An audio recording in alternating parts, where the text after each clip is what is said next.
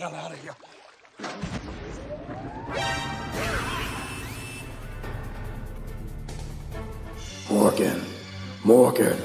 Morgan.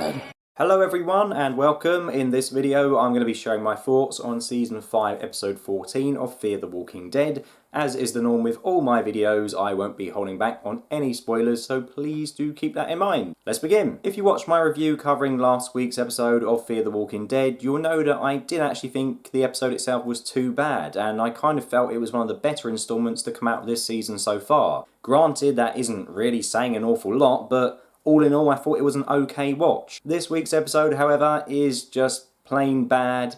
It's boring, and to be honest, I struggled to get through the entire episode. I was hoping that perhaps this new group, the Pioneers, would inject some much needed life into the show, but instead, all they seem to have done is just sucked out what little life it did have left. I just felt overcome with apathy the entire episode, as once again, I really struggled to come up with a reason as to why I should care about anything that was happening on screen in front of me. And I'm going to use the example of Al and Morgan's little stealth mission as a way of illustrating this point. So Al and Morgan sneak into one of the Pioneers' camps during night time, and they do so because they need to rescue Tom's sister. Now you're probably thinking to yourself, who the hell is Tom? And well, Tom is a guy who's introduced in the first 5 minutes of this episode, and he says that the Pioneers tried to kill him and they have his sister and they're going to kill her too. So with our characters being the charitable gang that they are, of course they have to help him. So essentially what we have in this scenario is Morgan and Al, two characters who, to be honest, I struggle to care about nowadays anyway,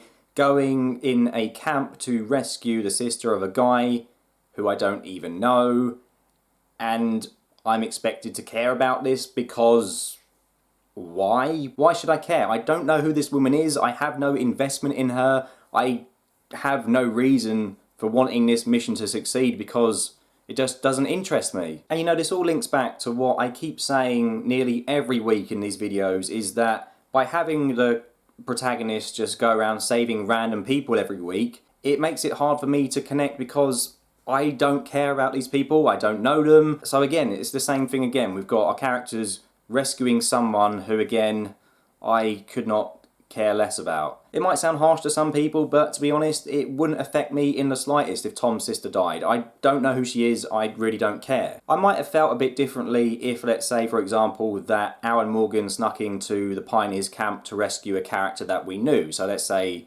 Strand or Alicia, for example, because at least then I could have some real reason for them to want to rescue them and to be interested in what's happening. But as it stands, yeah, it just felt like a waste of time to me. And I know I keep saying that in nearly every single video, saying that I don't care what's happening, blah blah blah, but it's still true because I'm still being expected to give a shit about characters who are only introduced 5 minutes ago. Now I'm the first to admit that a lot of post-apocalyptic shows do follow similar beats to one another, and perhaps Fear the Walking Dead, having its characters focused on rescuing and saving people, is their attempt to make it stand out from everything else. And you know, if that's what you like, then fine. But there's a reason why most apocalyptic shows share similar themes, and that's because one, it's what viewers come to expect, and two, it's because for the most part it's what they enjoy watching, it's what they want from a show in that genre. I mean, for example, I'd be pretty pissed off if I sat down to watch, I don't know, a sci-fi adventure show and it turned out to be a documentary about gardening. I know that's a weird example, but that's kind of how I feel with Fear the Walking Dead. I've been sold one product and been given another. This isn't what I signed up for. I didn't want to see a show about charity workers. If you do, fantastic, you got what you wished for, but I think most people will agree with me that this is not what you want to see. This is not what you want from a show focused on characters during a zombie apocalypse. Anyway, long story short, it turns out that Al and Morgan aren't able to find Tom's sister, and instead they're spotted by Virginia, which is what I referenced in the intro, and Virginia punishes them by letting them try some jam and fixing Morgan's stick. Wait, what? Really? I mean, is it me, or do all the villains on this show now just seem too nice? I mean, you had, I can't even remember what the group were called, who were introduced in Season 4, who just turned up and sat outside and didn't do anything, but there you go, that's all they did. They just sat around, waited for people to leave, and were pretty pathetic. Then Logan comes along, again, just lets Morgan do what he wants, lets them get away with refusing to give them oil, doesn't pick a fight with anyone. And now we've got Virginia, who again just lets our protagonist run free after they broke into a compound.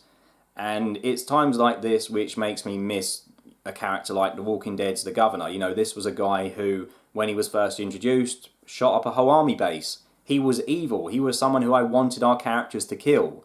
But Fear just keeps introducing these wishy-washy villains who are kind of similar to the protagonists in that they don't want to use violence, and it's just unbelievable and, yeah, also quite annoying to watch. Of course, I know that not every single antagonist has to be a mass murderer, but I just kind of need someone to put the fear back in Fear the Walking Dead. You know, kind of like how Alpha's come on The Walking Dead and she's pretty damn scary and she's a good villain, but with this Virginia, she just strikes me as like a dorky librarian cowgirl, and she's just a bit irritating, really. Chambers and Goldberg, if you're listening to this review, which I highly doubt you are, but anyway, if you are, it's not too late to bring back Proctor John. I remember how nervous I was when I saw Alicia assisting with the operation on his back, because you got the feeling that if anything went wrong, she would be dead. I mean, I know I said in my Season 3 review at the time that compared to sort of Jeremiah and Troy, I didn't really rate him that much as a villain, but at least he was an actual villain who wasn't scared to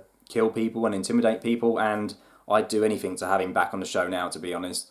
Anyway, it became clear to me that the longer this installment went on, the more it was just about trying to set up this romance between Morgan and Grace, and the two of them coming to terms with their feelings with each other, and everyone else was just pretty much a side character in their love story, and it made me feel a bit sick. So a couple of weeks ago, Morgan ran away from Grace because he couldn't face up to his feelings for her, and then during this week's introduction, we got a video clip of him on the camera being interviewed in which he talks about how much he loved his wife Jenny and his son Dwayne, and talks about their marriage and how they met, blah blah blah. But come the end of this episode, he realises that he does have feelings for Grace and that he needs to act on them and move forward. And now that in itself doesn't actually sound that bad. I mean, come the end of the episode, Morgan has actually developed as a character, so then why do I dislike it so much? Well, I do have a couple of pretty big reasons as to why I feel this way, and the first is that I detest the fact that the showrunners keep trying to make us all feel sympathetic for poor old Morgan time and time again. I mean, how many times this season have we seen other characters mention that Morgan has lost his family? Oh, poor old Morgan, his family are dead. And how many times have we seen Morgan on the verge of tears talking about Dwayne and Jenny? And I kind of get what the writers are going for here. They want us to feel sorry for poor old Morgan, and then they want us to feel happy when he finally finds love with Grace and is able to move on and find happiness again. But the problem is, I can't feel sympathy for Morgan because nearly everyone on the fucking show has lost someone. Yet the way he keeps banging on about Jenny and Dwayne, and the way other characters keep saying, oh, Morgan lost his family, it would make you think that he's the only one who's had a loved one die. But he's not. Everyone's had someone else die. So I'm kind of getting sick of them shoving down how, you know, how poor old Morgan, how sad poor Morgan is all the time, when everyone else has lost someone as well. It's always, oh, poor old Morgan, he's lost his family, why would this man go through such a tragedy? Well, here's a shocker for you. What about Alicia? She lost her stepdad, her mum and her brother, but does she spend all day moping around, crying over it? No, she doesn't. Everyone on this show has lost someone, so stop expecting me to feel sorry for Morgan, because I don't. His constant whining and awful dialogue just irritates me, and I have no reason for him to want to be happy with Grace because, to be honest, I don't think he deserves it. And that might be harsh, but it is what it is. I mean, let's not forget that Morgan was once a guy who camped out in the woods, killing everyone who just walked by, even if they were minding their own business. And this was also a guy who strangled and killed Richard in front of Ezekiel, a guy who killed countless people during the war with Negan. Yet I'm supposed to overlook this and think to myself, oh, poor Morgan, he's lost his family, blah, blah, blah. But I can't, because why should I feel sorry for him for the fact that his family have died when he's killed countless people? So, I mean, he's not a saint. Despite him doing all this shit to make up for my past, he does have a past, and it's pretty grim, so I can't feel sorry for him. I just can't. And the second reason why this romance subplot is really pissing me off is because it harkens back to something that I said a couple of weeks ago, in which I predicted that Morgan would only confess his feelings for Grace when she got ill. because I predicted that Morgan would run away, and it seemed obvious to me that when Grace was on the verge of death, he would suddenly realise how much he loved her, and lo and behold, that is exactly what is happening. It seems as if the writers are trying to set up this tragic love story and expecting us to think, oh no, will Morgan lose another love? Oh, why? Why does Morgan always have such bad luck? This poor man. But as I just said a moment ago, I don't feel sorry for him. The only person I feel sorry for in this situation is Grace. She's the one dying. Morgan has known for some time that she's been ill, but instead he's chosen to ignore her and just run off and help Al do some boxes because he was too scared to face up to his feelings. And if she does die now, and he doesn't get to spend some time with the woman he loves, well, quite frankly, that's his own fault. He should have spent time with her when he had the chance. So, yeah, I don't feel bad for him. He's an idiot. And lastly, because of this subplot, it just meant that Al and Daniel were reduced to nothing but sidekicks whose only purpose was to try and spur the couple on. So we had Al saying things such as, oh, I know you're hiding something, Morgan. I know you're not telling me the truth, which, you know, it was obviously what he was hiding was his feelings for Grace. And then we have Daniel saying stuff like, oh, Grace, you don't know how much you've done for him. You made him smile. And, oh, it's just bad.